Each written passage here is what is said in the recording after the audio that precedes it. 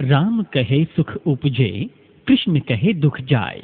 भागवत महापुराण की कथा अब सुन लो मन हर्षाए। भागवत महापुराण की कथा के प्रस्तुत करता हैं नाभुआ के पंडित दिनेश शर्मा। श्री कृष्ण गोविंद हरे मुरारी, हे नाथ नारायण वासुदेवा। श्री कृष्ण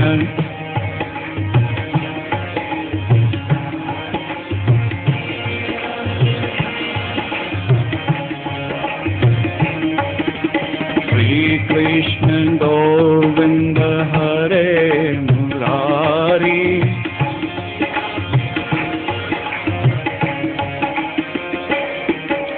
श्री कृष्ण गोविंद हरे मुरारी, हे नाथ नारायण वासुदेवा। श्री कृष्ण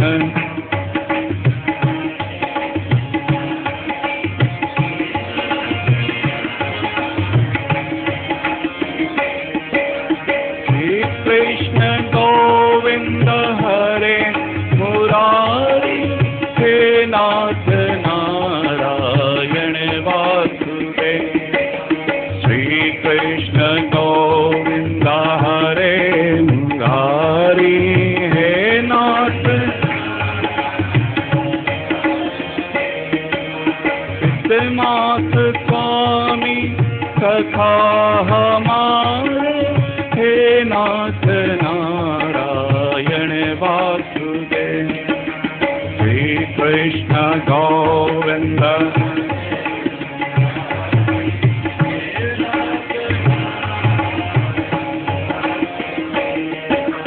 श्री कृष्ण गोविंद हरे मुरारी, हे नाथ नारायण वासुदेवा।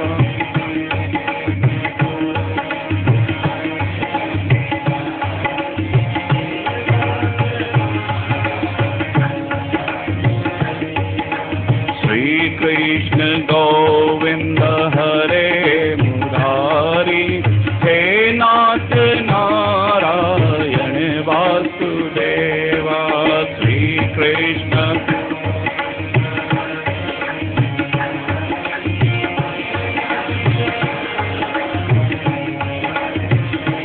ताली बजाते हुए गाइए। एक समय किसी संत से किसी ने पूछा, लोग कथा में जाते हैं, गाते हैं, उनका पाप कटता। तो संत से किसी ने पूछा कि पाप कटकर जाता कहाँ पर है? तो संत ने कहा कि जो कथा में गाता नहीं है, पाप उनके ऊपर जाकर बैठता है। इसलिए आप सब गाइए। श्री कृष्ण गोविंद हरे मुरारी,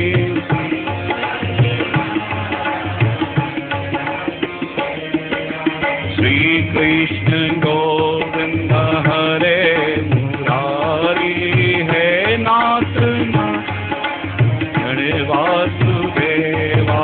श्री कृष्ण गोविंद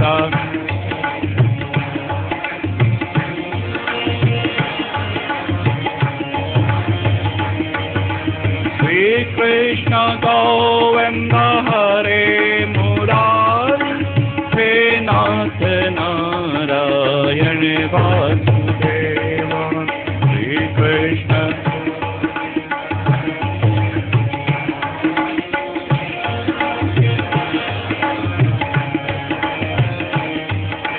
श्री कृष्ण गोविंद हरे मुरारी, हे नाथ वासुदेवा। श्री वृंदावन बिहारी लाल की, सियावर रामचंद्र की, पवन सुत हनुमान की जय।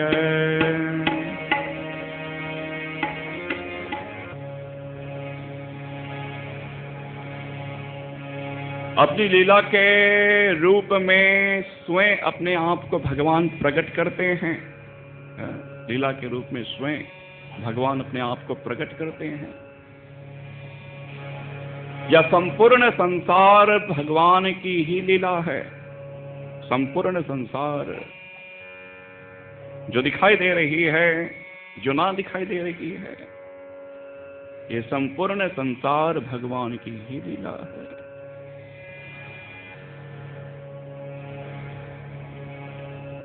अमृत पी लेने के बाद अमर हो गए। अमर होने के बाद निर्भय होंगे कि अब हमें कौन मारेगा, अब हमारी मृत्यु होने ही नहीं वाली है, यानी कि होगी ही नहीं। ये बात सोचकर देवता भगवान को ही भूल जाते हैं। और उधर हारे हुए दैत्य निशाचर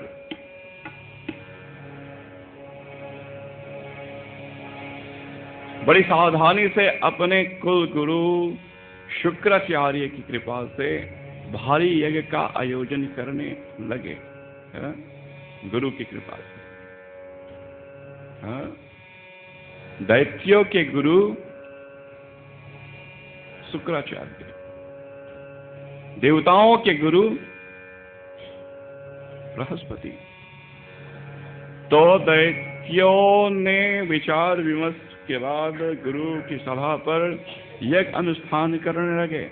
हारे हुए दैत्य। उद्देश्य एक ही था, हमारा राज पुनः वापस हमें मिल जाए।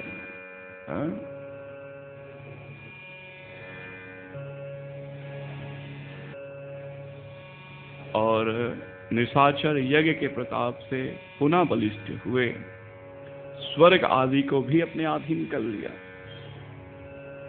अब जब संकट पड़ती है तो देवता भागते हैं, मरते तो नहीं है, क्योंकि उन्होंने अमृत का पान कर लिया था, अब मरेंगे नहीं, लेकिन निर्भय नहीं रह सके, अतः भागते हैं सहायता के लिए। देवता भगवान के पास दौड़े, भागते हुए जाते हैं। भगवान ने वामन रूप धारण करने के लिए निर्णय किया, परित्राणाय साधुनाम विनाशाय च दुष्कृताम। निशाचरों का वध करने के लिए, साधुओं की रक्षा करने के लिए, देवताओं की रक्षा करने के लिए हमें वामन रूप धारण करना है। ऐसा श्री नारायण ने, श्री विष्णु ने निर्णय किया। उधर अदिति फागुन शुक्ल प्रतिपदा से लेकर द्वादश तक व्रत धारण करने लगी।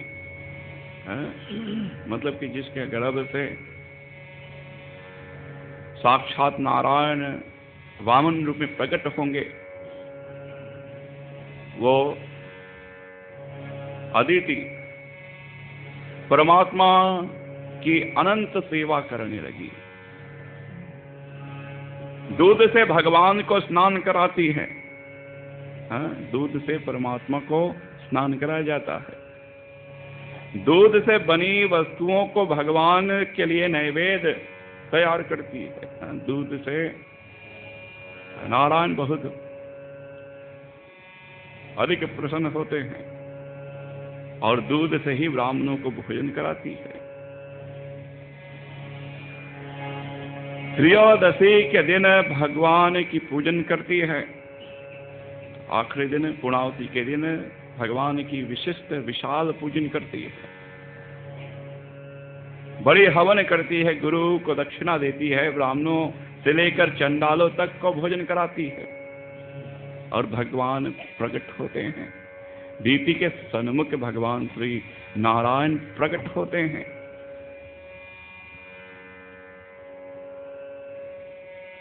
दीति के मन में एक ही अभिलाषा थी कि भगवान उनके पुत्र बनकर आए। दीति मन में एक ही भाव था कि परमात्मा हमें पुत्र रूप में प्राप्त हो। और दीति एक और कारण से परमात्मा को पुत्र रूप में चाहती थी कि देवताओं का राज जो है उनको पुनः प्राप्त हो। देवताओं की खोई हुई राज पुनः मिले। भगवान ने कहा